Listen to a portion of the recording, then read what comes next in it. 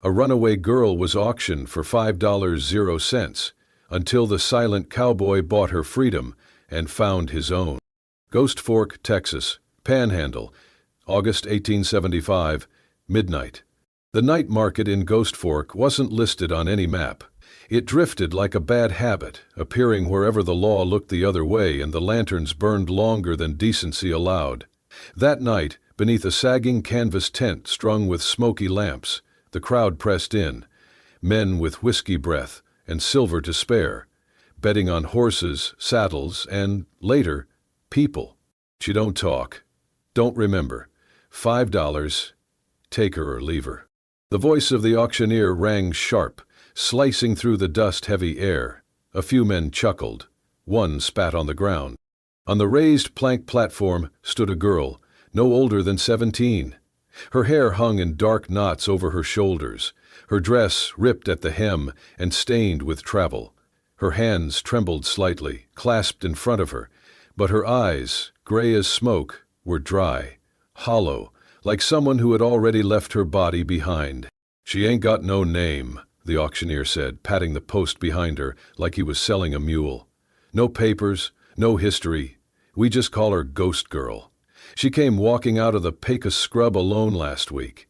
You want her? She's yours. 5 flat." From the edge of the crowd, a man shifted. Boone Whitaker stood still as stone, boots powdered with trail dust, hat pulled low. He did not speak. He rarely did. Most folks assumed he could not. Others just learned to stop expecting his voice.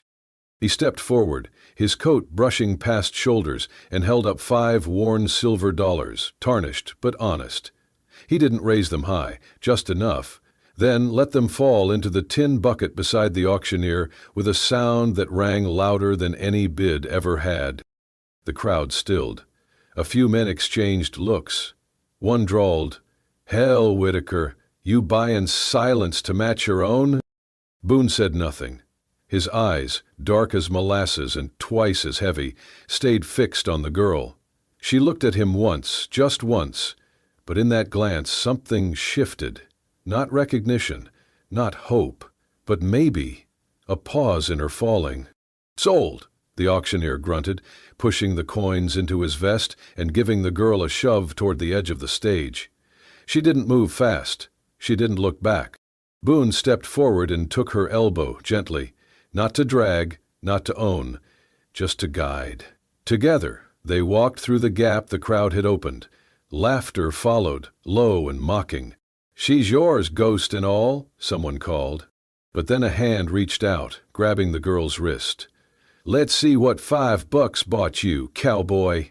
Boone stopped. He did not speak. He just looked. Slowly, his hand moved to the side of his duster, where the hilt of his revolver rested in the worn leather holster. His fingers never closed around it. Didn't need to. The man let go. Silence followed them out of the tent. Outside, the night was cleaner. Stars wheeled overhead, and the moon cast a thin silver ribbon across the trail north. Boone walked beside the girl, never behind, never ahead. When they reached his horse, an aging Mustang named Flint, he offered her the saddle blanket. She wrapped it around herself without question. Still no words passed between them. He mounted, then extended a gloved hand. She hesitated, looked at him, then took it. They rode without speaking, south of the mesa, west into the canyons, where the wind hid secrets and the rocks had seen more blood than law. When they reached the old cabin nestled in the trees, Boone dismounted first. He led her to the door, unlocked it with a rusted iron key, and stepped aside so she could enter. Inside was modest. Wooden floor, stone hearth, a cot in the corner and another rolled beside it. A table, 2 chairs, a lantern still burning low. She stepped in, slow and quiet. He followed, shut the door, and bolted it once. On the table he placed a tin cup of water, then stepped back. The girl stared at it, then at him. Still nothing was said. Still nothing needed to be. Boone gestured to the cot, then to himself, showing where he'd sleep, showing the space was hers. Then, without a word, he lit a second lantern, walked out, and disappeared into the barn, leaving the door ajar. Inside, she stood still a long time. Then, very slowly, she picked up the cup and drank. Not because she trusted him, but because, for the first time in what felt like forever, no one had told her what to do, only shown her the choice. The ride to Low Pass Canyon took a full day and part of a night. Boone did not speak, and the girl, still called nothing, did not ask. She sat behind him on Flint's saddle, her hands holding the cantle loosely, her chin tucked beneath his duster. The trail narrowed as they reached the canyon, winding between red rock and sagebrush, with the moon a pale witness above them. When they reached the cabin, Boone dismounted without a word. The girl followed. Her dress was still torn, and dust clung to her feet like shadow, but she stood straight, eyes watching every movement, like a caged animal trying to decide if the new walls were safer than the old ones. The cabin wasn't much: hand-cut pine, patched roof, a porch that groaned with memory. Boone unlocked the door with a brass key and opened it slowly. He stepped aside, waiting. She looked at him, then at the open dark, then crossed the threshold. He lit the oil lamp, revealing the inside. One room, low ceiling, cool air, a cot against the wall, a table and 2 chairs, a shelf with a few worn books. The hearth was cold, but ready. Boone didn't speak. He simply stepped to the table and set down a square of pine wood. She glanced down. On the wood, 2 lines had been carved in deep, steady strokes. You can leave, or stay. No names, no explanations, just that. She did not touch the block, but her shoulders loosened slightly. Boone pointed to the bed, then to himself, gesturing toward the blanket rolled beside the hearth. The message was clear. The bed was hers, the fire was his. There were no locks, no threats, just silence. That night he slept lightly. He heard the creak of floorboards, the shift of blanket, the soft breath of someone trying not to cry. But she did not run. By morning she was sitting on the porch, arms wrapped around her knees, watching the sun rise over the canyon's rim. She did not move when he brought her a cup of water and a strip of cornbread. She only took it gently, nodded once, and stared at the cliffs as the light climbed. Day 2 passed the same. Boone went to check the traps he'd set higher up the pass. When he returned, he found the floor swept and the chipped cup from breakfast rinsed and turned upside down to dry. She was on the porch again, braiding a strip of fabric from her torn dress into a loop. He said nothing, just nodded. On the 3rd day, Boone left something else on the table. It was a leather-bound notebook, frayed at the corners. Beside it, a stub of pencil sharpened with a knife. On the first page, he had printed carefully, "Write what you remember." She stared at it for a long time. That night, after Boone returned from splitting firewood, the notebook was still untouched. But by morning, he saw the page had changed. In shaky but clear letters, 3 words had been written: "I saw fire." And underneath, in smaller print, "Then, nothing." Boone sat for a long time staring at those words. Then he turned the notebook around, took the pencil and wrote beneath her line, "Sometimes nothing is a mercy." He left the notebook open and went to tend the horse. That evening she added something else. A necklace, blue stones. "I lost it." He answered, "Some things find their way back." They did not speak, but their conversation grew. On day 5, she mended a torn seam on one of his shirts and laid it folded on his bedroll. On day 6, he brought her a tin comb and a fresh bar of soap wrapped in cloth. She began sweeping the porch, feeding the chickens, stirring the stew without being asked, and each night the notebook filled with fragments. A bell, a silver cup, someone screaming. "I was running. I fell. He said my name, but I forgot." Boone never pushed for more. On the 7th night, she stood by the hearth while Boone patched a boot. The flames crackled, and shadows danced along the ceiling. She pointed to the old saddle resting by the door. He looked up. She made a motion, slow and clear, 2 fingers over her heart, then outward like wind. Then she touched her own chest. Boone understood. She didn't remember her name, but she was trying to reclaim it. He stood, walked to the saddle, and pulled out his carving knife. From a leftover scrap of leather, he cut a small tag. He handed it to her, along with the pencil. She stared down at it. Then, in neat, careful letters, she wrote, "Eliza." It wasn't a memory. Not yet. But it was a beginning. And that night, for the first time, Boone did not sleep beside the hearth. He unrolled his blanket near the door, but when he looked back, he saw the cot untouched. She had taken the chair, facing the window, facing the night. Because maybe, just maybe, she believed she wasn't running anymore. The morning sun was soft that day, filtered through thin clouds and the rustling cottonwoods behind the cabin. Boone had gone to clear brush along the south ridge, and Eliza, still adjusting to the weight of that borrowed name, busied herself around the barn. She had taken to work with a quiet focus, feeding the chickens, patching the saddle blanket, sweeping the porch. But that day she pushed open the old barn door and stepped inside, brushing past cobwebs and dust that smelled of horses long gone. The light slanted through the cracked roof, and everything was hushed, like a memory waiting to be unearthed. She started with the tack wall, sorting ropes from harnesses. Then, under a rotted feed barrel, her fingers brushed against cloth. She knelt, pulled it free. A handkerchief, faded linen, once white.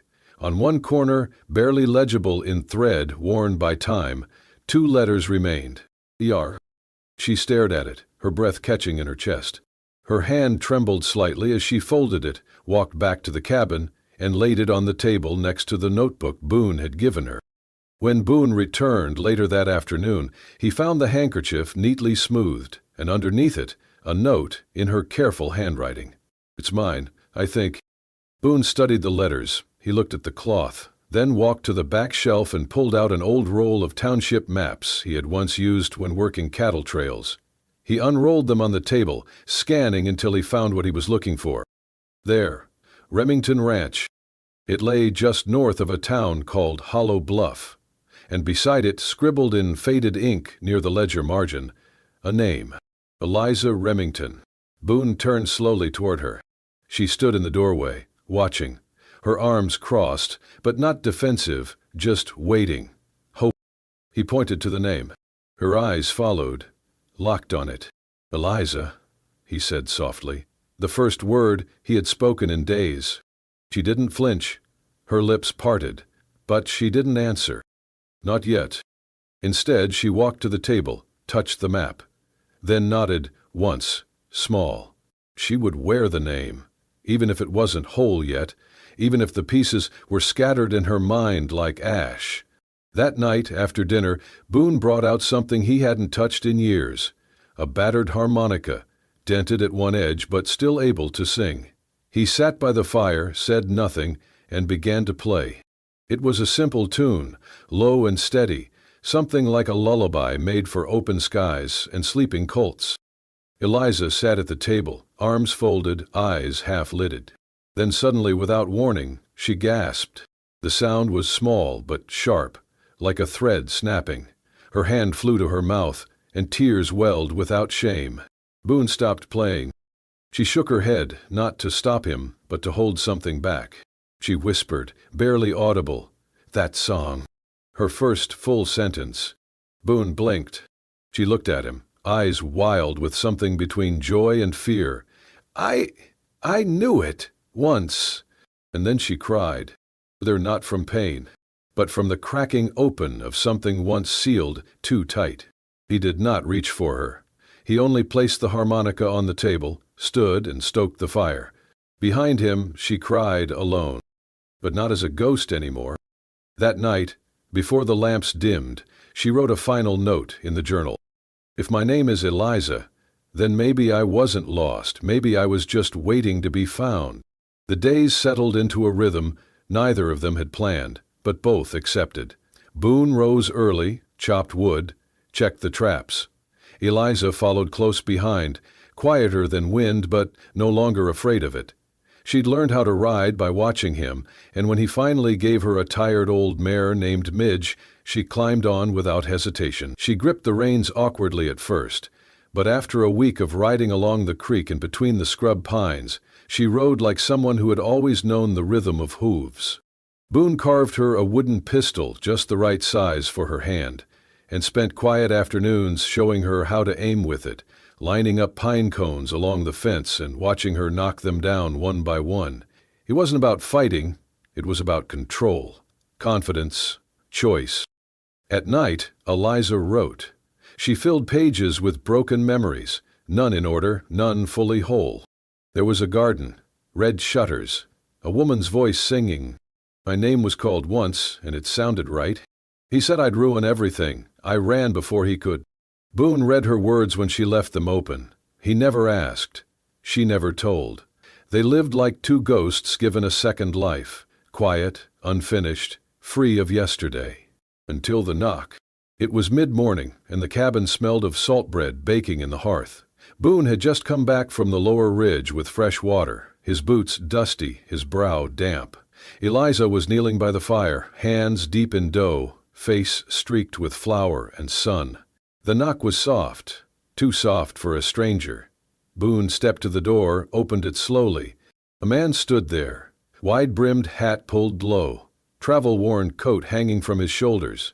He smiled too fast. "Morning," the stranger said. "Name's Ray Carter. Looking for a trail that leads back to Hollow Bluff. You know the way?" Boone's eyes narrowed. "Why?" The man shrugged. "Just passing through. Heard there might be a bounty out that way." Boone didn't move. But behind him, the dough ball slipped. Eliza had frozen. Her hands trembled. The stranger's eyes flicked toward the noise, curious. "You got company?"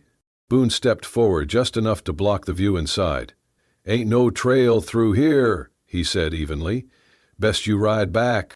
The man studied him for a beat too long, then tipped his hat and walked off. When Boone turned around, Eliza was gone. He found her in the old root cellar beneath the cabin, curled up behind the potato crates, breathing too fast, eyes too wide. He sat beside her, said nothing, just waited. When she finally looked at him, she whispered, "He had a badge once." Boone didn't ask more. That night, they packed. He saddled Flint and Midge, loaded a week's worth of supplies, and left the cabin behind. They rode east, staying off main trails, hugging the dry ravines and narrow ridgelines only mountain men knew. Eliza didn't speak much, but she rode steady, never once asked where they were going. She knew better than to want certainty. She'd lived too long in the in-between. 3 days later, they passed through a wind-blown crossing where the desert gave way to dry grassland. There was a trading post and a small crowd, nothing more than a pop-up market with canvas tents, loud voices, and kids chasing chickens through dust. Boone stopped to water the horses. Eliza dismounted, hands on the reins, when a boy no older than 6 ran straight into her. He was crying. Ma's gone. I lost her." Eliza knelt instinctively. The boy's cheeks were streaked with dirt, and his breath hitched. Boone stepped forward, but Eliza raised a hand, not to stop him, but to say, "I got this." She reached into her satchel, pulled out a piece of paper from her notebook, and drew. Quick, certain strokes. A square for the tents, a circle for the well, arrows for the paths between wagons. She handed the boy the map, pointed to the spot with the check mark. She took his hand, turned him, and gently pushed. The boy nodded, clutched the paper, and ran. Boone said nothing. But Eliza stood taller, not because she remembered who she was, but because, in that moment, she became someone again, someone who helped, someone who gave direction, someone real. And when she looked at Boone afterward, something quiet passed between them. Not a name, not a question, just a truth. Even ghosts can come back to life. Stone Hollow looked like any other sun-baked town pressed into the red clay hills of the Texas Panhandle. But Boone Whitaker knew better the moment he stepped off his horse. The glances that lingered too long, the sheriff's office missing a door but still hanging a badge, and the crooked sign above the mercantile that read Hazelton. Boone said nothing as he helped Eliza down. Her hair was tucked under his coat collar, her harmonica case clutched tight. They were strangers here, and that was the point. At the end of the main street sat their destination, a former apothecary turned law office. Boone knocked once and let Eliza enter first. Inside, Hal Norris looked up, once a federal lawyer, now a relic with dusty files and half a bottle of bourbon hidden beneath the floor. Boone didn't speak. He didn't have to. Hal studied Eliza, not her clothes or face, but her posture, like someone who hadn't always been afraid, but learned to be. "Eliza Remington?" he asked. She stiffened. Boone tensed. But Eliza didn't run. Slowly, she reached into her coat and handed Hal a handkerchief embroidered with E.R. and a page from her notebook. In her careful script it read, "I remember the letters. The garden. The man with ink on his hands. I sent something to you." Hal sat down, hard. "5 years ago," he whispered, "I got unsigned letters about land fraud, hush money, dirty deals. They stopped the day the mayor's house burned, and his daughter vanished." He looked at Boone. She was the whistleblower. Eliza clutched her harmonica tighter. She hadn't spoken since the ravine, but her eyes said enough. "That means she's in danger," Hal said. "If anyone finds out—" "They already have," Boone said. "A man followed us. She recognized him. Ex-law." Hal's face darkened. He pulled a thick folder from his drawer. "This is what they burned my old office for. One original deed schematic. Off the books." Then the dog outside barked. A window shattered. The first bottle hit the drapes. Flames bloomed. "Move!" Boone shouted. Hal grabbed the folder. Eliza froze. Boone didn't.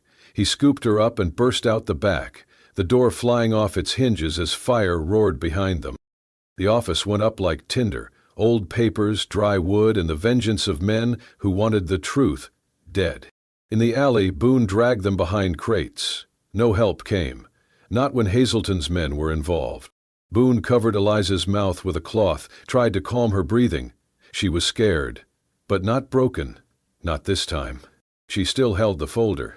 Ash rained like judgment from above. The office was gone, but not the evidence. Hal coughed beside them. They wanted the last copy destroyed. "They didn't get it," Boone said. Eliza looked at the fire, eyes no longer hollow.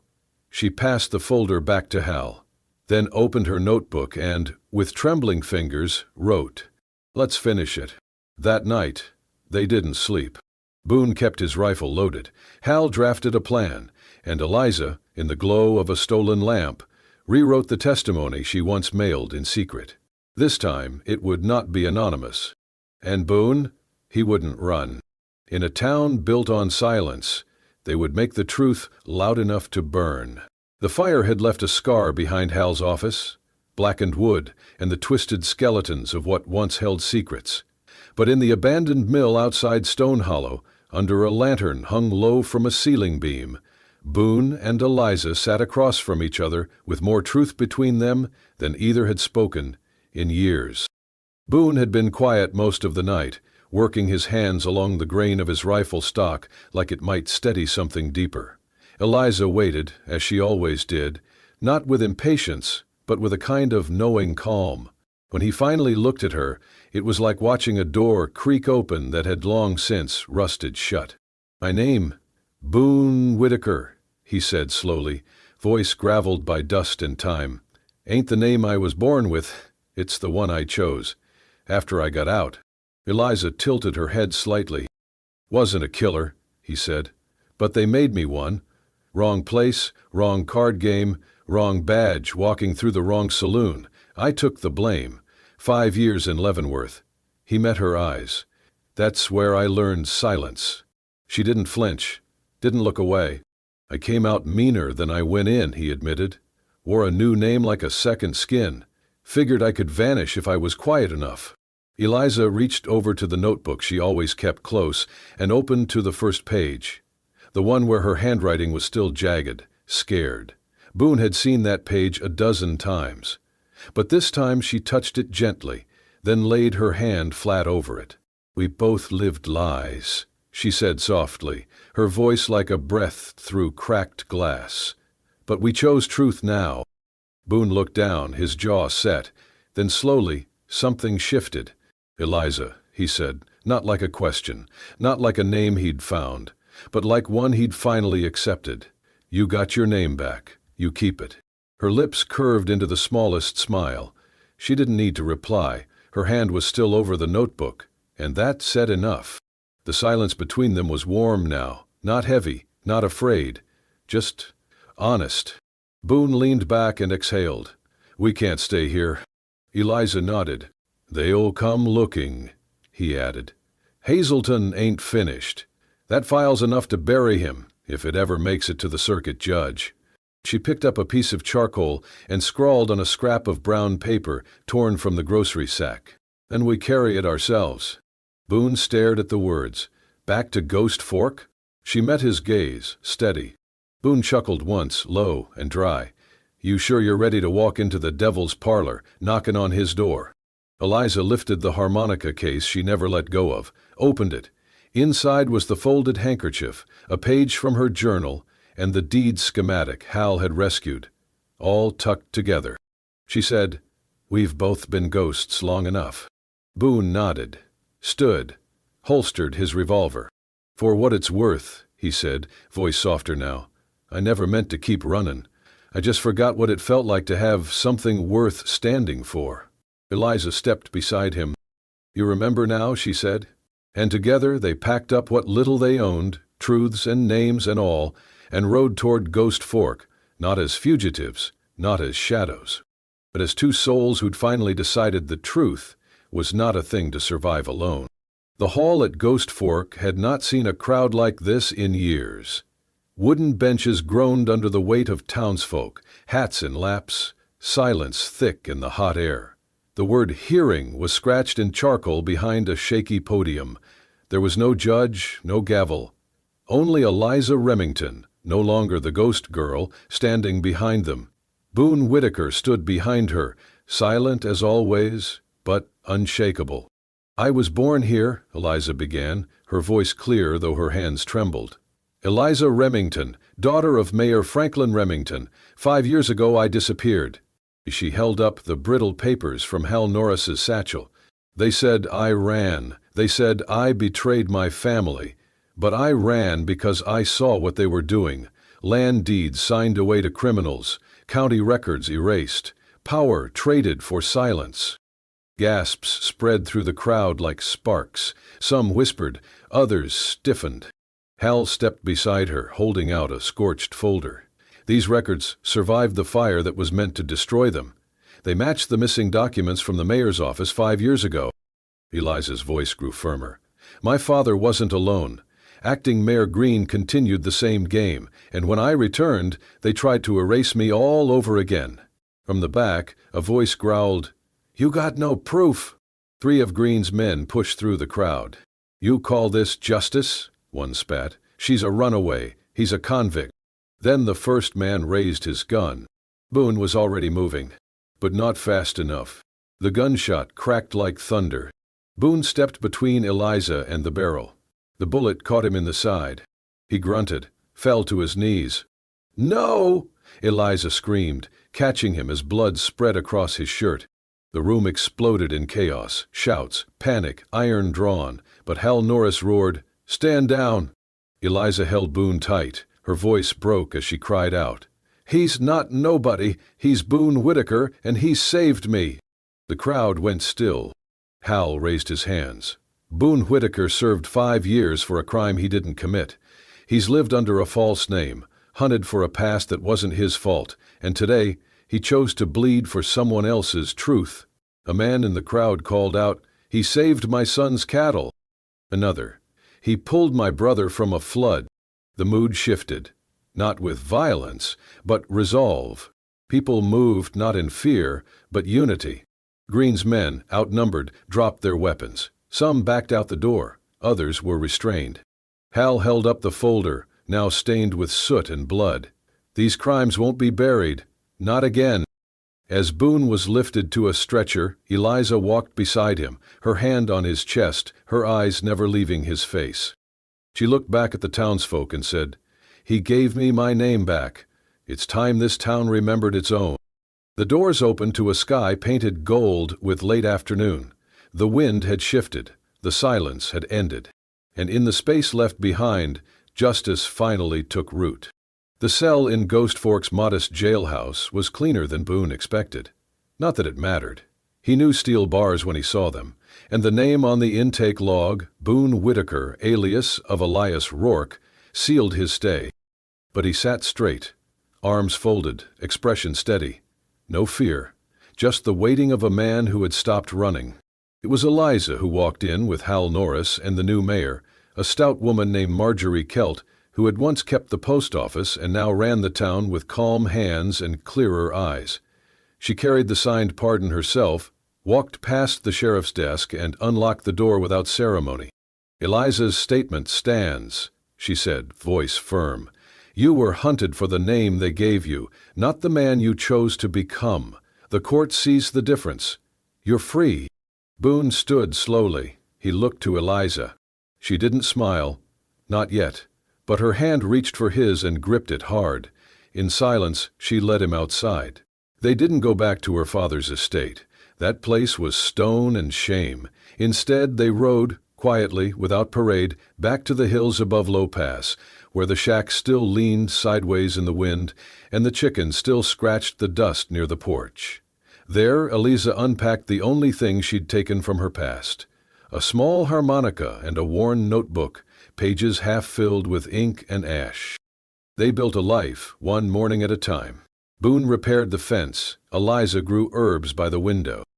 Every dawn, before she rose, he'd leave a sliver of fresh bread on the windowsill beside a sprig of wildflower. Not grand, just there, like breath, like forgiveness. The townsfolk, once curious, became kind. They didn't pry. Sometimes a neighbor dropped off flour. Sometimes a girl from the schoolhouse came to borrow a book. And once, Hal Norris rode up with a package of blank journals tied in twine. "Eliza's earned her ink," he said, tipping his hat. But it wasn't until the morning she carved the sign that Boone understood just how much had changed. He found her at the gate, hammer in hand, tapping a wooden plank into place between two fence posts. The words were burned deep into the grain, steady and proud. "Home, where no one runs anymore." Boone looked at her. "You sure?" he asked. Eliza nodded. "You're not running, and I'm not hiding." He stared at the words a moment longer, then reached out, took her hand, and kissed her fingers. Calloused now, but warm. A year passed like a wind through wheat. On a spring afternoon, beneath the same oak tree where he'd once taught her how to fire a wooden rifle, they stood again, this time surrounded by wildflowers and friends who no longer asked questions. Eliza wore a simple cream dress, her hair braided with blue thread. Boone stood beside her in his old shirt, the collar stiff but clean. There was no preacher, no vows. Only Hal reading a single line from her journal. She stayed, he stayed, and that was enough. At the end, a little girl, barefoot and wild-haired, ran between them, clutching a wooden toy horse. She squealed, "Ma, Pa," before tumbling into Boone's arms. Eliza scooped her close, laughing through quiet tears. Boone lifted his daughter high. The sunlight hit her face and his heart at once. He looked up at the sky, eyes wet but steady. Then he whispered, for no one but the wind and the woman beside him to hear. "No name, no chains, just us."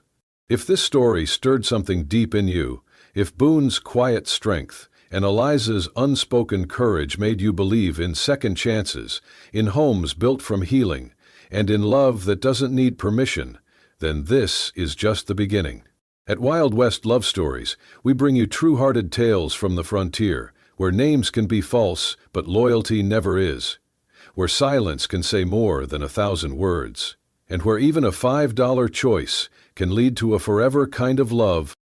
Subscribe to Wild West Love Stories now, because out here, under the wide open sky, we believe in redemption, in grit, in love that stays, and in stories that live long after the dust settles.